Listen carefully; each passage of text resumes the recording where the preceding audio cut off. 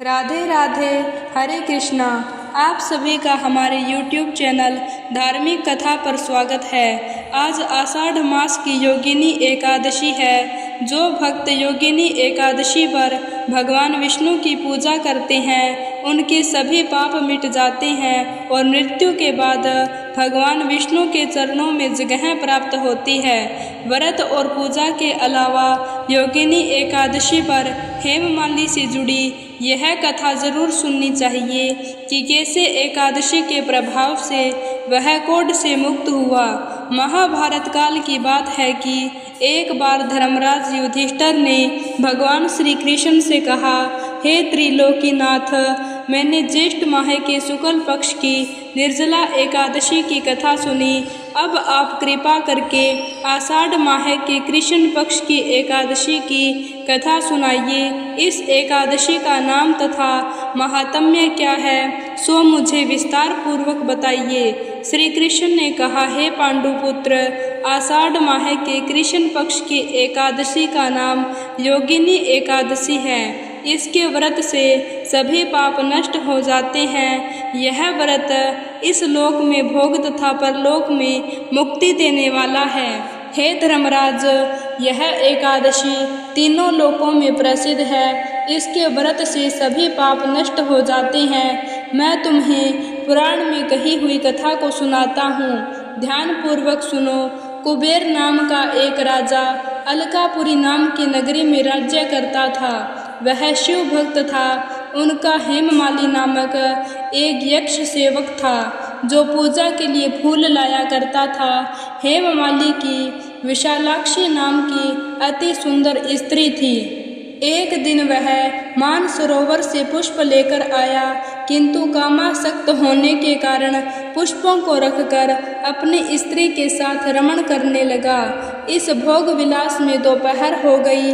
हेममाली की राह देखते देखते जब राजा कुबेर को दोपहर हो गई तो उसने क्रोधपूर्वक अपने सेवकों को आज्ञा दी कि तुम लोग जाकर पता लगाओ कि हेममाली अभी तक पुष्प लेकर क्यों नहीं आया। जब सेवकों ने उसका पता लगा लिया तो उसके राजा के पास जाकर बताया कि हे राजन, वह हेममाली अपनी स्त्री के साथ रमण कर रहा है। इस बात को सुन राजा कुबेर ने हेममाली को बुलाने की आज्ञा दी। डर से कांपता हुआ हेममाली राजा के सामने उपस्थित हुआ। उसे देखकर कुबेर को अत्यंत क्रोध आया और उसके होठ फड़फड़ाने लगे। राजा ने कहा, अरे अधम, तूने मेरे परम पूजनीय देवों के भी देव भगवान शिव जी का अपमान किया है। मैं तुझे श्राप देता हूँ कि तू स्त्री के वियोग में तड़पे और मृत्यु लोक में जाकर कोढ़ी का जीवन व्यतीत करे। कुबेर के श्राप से वह तत्क्षण स्वर्ग से पृथ्वी पर आ गिरा और कोढ़ी हो गया। उसकी स्त्री भी उससे बिछड़ गई। मृत्यु लोक में आकर उसने अनेक भयंकर कष्ट भोगे, किंतु शिव की कृपा से उसकी बुद्धि मलिन न हुई और उसे पूर्व जन्म की भी सूझ रही। अनेक कष्टों को भोगता हुआ तथा अपने पूर्व जन्म के कुकर्मों को याद करता हुआ वह हिमालय पर्वत की तरफ चल पड़ा। चलते चलते वह मार्कंडेय ऋषि के आश्रम में जा पहुंचा। वह ऋषि अत्यंत वृद्ध तपस्वी थे। वह दूसरे ब्रह्मा के समान प्रतीत हो रहे थे और उनका वह आश्रम ब्रह्मा की सभा के समान शोभा दे रहा था। ऋषि को देखकर हेममाली वहां गया और उन्हें प्रणाम करके उनके चरणों में गिर पड़ा। हेममाली को देखकर मार्कंडेय ऋषि ने कहा, तूने कौन से निष्कृष्ट कर्म किए हैं जिससे तू कोढ़ी हुआ और भयानक कष्ट भोग रहा है। महर्षि की बात सुनकर हेममाली बोला, हे मुनि श्रेष्ठ, मैं राजा कुबेर का अनुचर था। मेरा नाम हेममाली है। मैं प्रतिदिन मानसरोवर से फूल लाकर शिव पूजा के समय कुबेर को दिया करता था। एक दिन पत्नी सहवास के सुख में फंस जाने के कारण मुझे समय का ज्ञान ही नहीं रहा और दोपहर तक पुष्प न पहुंचा सका। तब उन्होंने मुझे श्राप दिया कि तू अपनी स्त्री का वियोग और मृत्यु लोक में जाकर कोढ़ी बनकर दुख भोगेगा। इस कारण मैं कोढ़ी हो गया हूँ तथा पृथ्वी पर आकर भयंकर कष्ट भोग रहा हूँ। अतः कृपा करके आप कोई ऐसा उपाय बतलाइए जिससे मेरी मुक्ति हो।